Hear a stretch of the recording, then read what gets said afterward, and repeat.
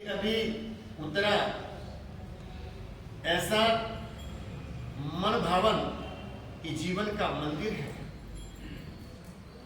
और जीवन जितना मंदिर जितना पवित्र होता है उतना ही वह मंदिर अच्छा लगता है।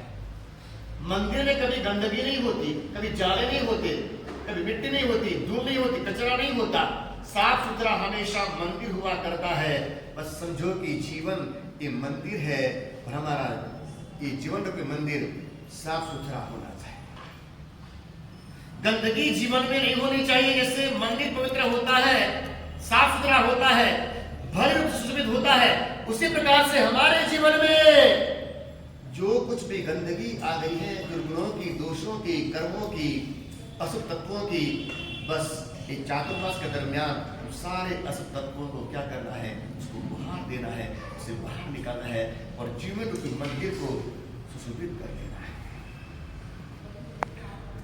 ये चातुर्मास अपनी ओर मुड़ने का समय है, ये चातुर्मास अपनी ओर देखने का समय है, ये चातुर्मास अपने आप को पढ़ने का समय है, ये चातुर्मास अपनी गलतियों को देखने का समय है और ये चातुर्मास अपनी गलतियों को सुधारने का समय है। ये चातुर्मास जीवन को पावन बनाने का समय है। जो अपनी ओर मुड़ा, संसार की ओर पीठ की, उसको अपार प्रकार के लाभ मिलेंगे। जिसने आत्मा की ओर पीठ कर दी, संसार की ओर मुंह कर दिया, बहुत सारे कर्मों का उपार्जन का भागी बन जाएगा।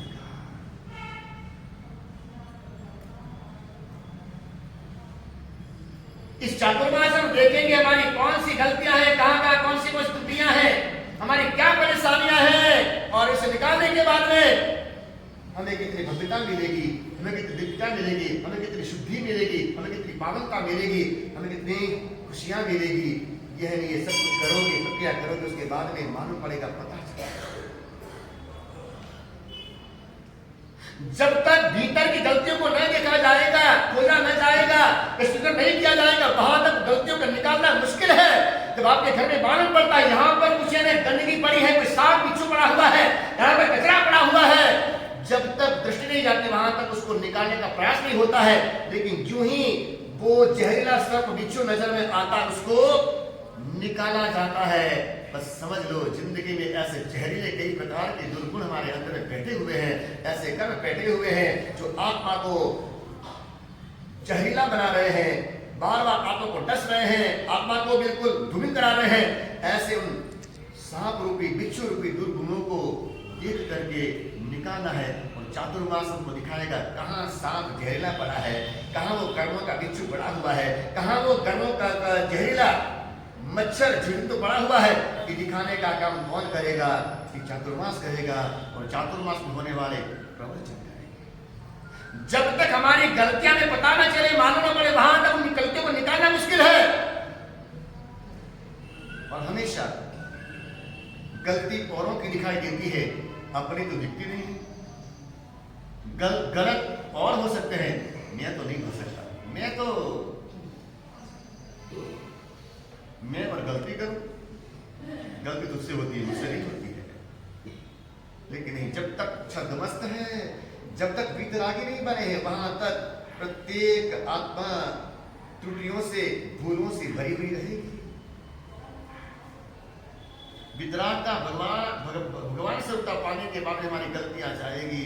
इसलिए जब तक गलतियां रहेगी वहां तक हमारा भाव चलता रहेगा, हमारी पापों की परंपरा चलती रहेगी, हमारे कर्मों की जटिलता, बंधन जो है मजबूत होते रहेंगे। इसलिए कर्मों के उस बंधन को तोड़ना, जटिलता को बाहर निकालना, उस कालिमा को धो डालना, उस कालिमा को पोंछ देना, उस कालिमा को बाहर निकाल देना। इसलिए ये चातुर्मास कालिमा को दूर करने का समय है, कर्मों की जंजीरों को तोड़ने का समय है, आत्मा की शुद्धि का पर्व है और गलतियों को ढूंढ करके, देख करके निकालने का यह पर्व है। इसलिए कहते हैं कि गलती हमारी अपने दिखाई पड़ना बहुत मुश्किल है। मैं आपके चेहरे के दागों को दिखा सकता हूं, लेकिन मेरे अपने चेहरे के दागों को देखने के लिए मुझे आईने का आधार लेना पड़ेगा, आईने का सहारा लेना पड़ेगा। बस मेरी अपनी गलतियों को देखने के लिए भगवान के तत्वों का, ज्ञान का मुझे आधार लेना पड़ेगा। जब तक भगवान के ज्ञान के शास्त्रों का आधार न लिया, वहां तक मेरी गलतियां, मेरी अशुद्धियां मुझे दिखाई नहीं पड़ेगी। हम हमेशा औरों पर गलती डालते हैं, गलती मेरी, गलती उसकी है, गलती उसकी, गलती पराई की, उसकी हमेशा टालते रहते हैं। ये नहीं तो ये कैसे छटकने का कोशिश करते हैं। हम कैसे चिटकू है, चिटकू नहीं चिटकू, चिटकू तो है ही नहीं। आप लोग चिटकू माने क्या? बैठने वाले हो। चिटकू क्यों बोलते मालूम है? चिटकू बैठने वाले, घंटा बैठने वाले, घंटा आराधना करने वाले, घंटा 2 घंटा सुने बैठने वाले को चिटकू। मैं आपको चिटकू बनाऊंगा, ठहरों को लगाऊंगा। गम जिंदगी में है, गम होता है तो उसको गम कहा जाता है, लेकिन गम उसे भी कहते हैं जिससे लिफाफा चिपकाया जाता है, उसे भी गम कहते हैं। तो मैं आपसे कहना चाहूंगा, आपको चिटकू बनाऊंगा, चिटकू नहीं, छिटकने नहीं दूंगा, पकड़ूंगा। चिटकू यानी क्या? छिटकने की कोशिश करते हो तो छिटकने भी नहीं दूंगा, और आपको चिटकू यानी चिपकाऊंगा, बिठाऊंगा। और जब तक बैठेंगे नहीं, भटकते रहोगे संसार।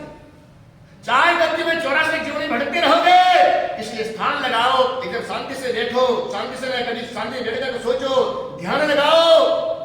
जब तक स्थिरता जिंदगी में नहीं आएगी, वहां तक भवों से भी स्थिरता आपको नहीं मिलेगी। अगर स्थिरता चाहिए, सिद्धों का ध्यान कीजिए। अगर स्थिरता चाहिए, पंच परिनिष्ठ का ध्यान कीजिए। अगर स्थिरता चाहिए, चिपकना है, तो 4 प्रकार के मंगल का शरण स्वीकार कीजिए। तो गलती, कोई आदमी अपनी गलती दिखाना नहीं चाहता है, बताना नहीं चाहता है, और है तो भी छुपाना चाहता है, प्रकट करना नहीं चाहता है। डब्बू दुकान पर गया, चप्पलों की, जूतों की दुकान पर गया और जाकर के कहा कि मुझे जूते चाहिए, जूते दे दो। तो दुकानदार ने बढ़िया से, अच्छे से और मजबूत ऐसे जूते निकाल करके डब्बू को दे दिए और कहा, डब्बू ने कहा, डिमांड की थी कि मुझे लॉन्ग लाइफ चले वैसे जूते देना, लॉन्ग लाइफ चले, ताउम्र चले ऐसे चप्पल जूते देना। दुकानदार ने कहा, ये जूते तुम्हारी ताउम्र लॉन्ग लाइफ चल जाएंगे। और डब्बू खुश होता हुआ पैसे पेमेंट किए, दिए, जूते पहनकर घर पे आए। लेकिन 3 दिन के बाद में जूते फट गए। 3 दिन के बाद में जूते फट गए। डब्बू को आया गुस्सा, गया दुकानदार के पास, कहा कि बेईमानी की हद होती है। आपने कहा था कि ताउम्र, ये लॉन्ग लाइफ तुम्हारे पूरी जिंदगी जूते चलेंगे, लेकिन 3 दिन में मेरे जूते फट गए। ऐसे ऐसी बेईमानी करते हो, बिल्कुल सूरज की रोशनी में ऐसे झूठ बोलते हो। तुम्हारे जूते कैसे? तुमने कहा था बहुत साल चलेंगे, लेकिन तुरंत फट गए, अभी तो 3-4 दिन हो गए, ऐसे कैसे? और उस समय दुकानदार ने कहा, गलती मेरी नहीं है, गलती तो उस डॉक्टर की है। जब तुम मेरे पास में आए, बहुत खांस रहे थे, मुझे लगा तुमको निमोनिया हो गया है और तुम्हारी जिंदगी 4 दिन की बची हुई है, 4 दिन की तुम्हारी जिंदगी खत्म हो जाएगी। इसलिए मैंने कहा ताउम्र जूते चलेंगे, लेकिन गलती नहीं, डॉक्टर की गलती है। उसने दवाई दी, टेंशन दिया, फिर उपचार किया, फिर चिकित्सा की, इसलिए मेरे जूतों की मेरी गलती नहीं। लेकिन जा, लड़ाई करना डॉक्टर के पास जा। हमेशा आदमी दूसरों पर डाल देता, क्या करता है? दूसरों पर हमेशा अपनी गलती को डाल देता है। लेकिन नहीं, ये अपनी गलतियों का परिशोधन करने का समय यानी चातुर्मास। और चातुर्मास में आपको मैं गहने दूंगा, ऑर्नामेंट्स दूंगा, लोगे? बोलो, गहने लोगे? गहने बोल रहा हूं, अलंकार बोल रहा हूं, चैन बोल रहा हूं, बोलो लोगे? वो भी 1 नहीं, 2 नहीं, 3 नहीं, 4 नहीं, कितने? बहुत सारे दूंगा। होलसेल में दूंगा, रिटेल में नहीं दूंगा। मेरे पास में सब कुछ होलसेल में, रिटेल में कुछ भी नहीं है। बोलो लोगे? मैं आपको है ना वो गहने, वो अलंकार, वो आभूषण आपको देना चाहता हूँ। लक्ष्मी श्री महाराज ने जो भगवान महावीर की 64वीं पाठ परंपरा में आए हैं। भगवान महावीर की 64वीं पाठ परंपरा में ऋद्धिश्री महाराज हुए और उनके 2 शिष्य थे, सौभाग्य श्री प्रताप सूरी और सौभाग्य श्री महाराज के शिष्य थे लक्ष्मी श्री महाराज। उन्होंने उपदेश प्रसाद नामक ग्रंथ में चातुर्मासिक प्रवचन का, चातुर्मासिक चौदस का महत्व बताया और उस ग्रंथ में हमें कहा, साधुओं से कहा कि आप कोई कुछ के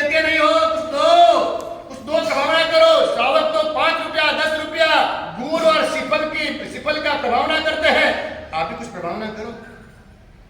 लक्ष्मी सूरी महाराज कहते आप भी कुछ प्रभाव ना करो। और आप तो बड़े हो, ऊंचे हो, सिर के ऊपर बैठने वाले हो, श्रावक जब नारियल दे सकते हैं, श्रावक जब गुड़ दे सकते हैं, श्रावक जब 100 रुपये दे सकते हैं, श्रावक जब 10 रुपये दे सकते हैं, तो आप तो ज्यादा ही दे सकते हो। तो लक्ष्मी सूरी महाराज ने कहा कि आप श्रावक को क्या दोगे? तो वही में अपनी नहीं उनकी तरफ से उन्होंने कहा वो देना चाहता हूं, लोगे? लेंगे? लेंगे? हाँ के ना? नहीं लोगे तो मैं समझ कर दूंगा, मुझे मेरे पास ज्यादा नहीं हो, ऐसा मत मेरे पास ज्यादा है, एक्स्ट्रा ऐसा मत बहुत देने वाले हैं मेरे, इस साल तो आने वाले साल दे दूंगा। अगर माल पड़ा हुआ है तो देकर नहीं जाएगा। कहते हैं ना, संग्रहित चुटकी मिट्टी की देकर नहीं जाती है, वो भी कभी न कभी काम न किए तो गहने हैं। और मेरे नहीं, प्रभु के गहने हैं, आत्मा के कल्याण के गहने, आत्मा को सुशुद्ध करने वाले गहने हैं। वो गहने कितने हैं? वो गहने 9 प्रकार के गहने हैं। और 9 गहनों से श्रावकों को, गृहस्थों को, शालिकाओं को 5-4 महीने के लिए क्या करना? अपने आप को सुशोभित करना, अपने आप को श्रृंगारित करना, अपने आप को तैयार करना, अपने आप को अप टू डेट करना।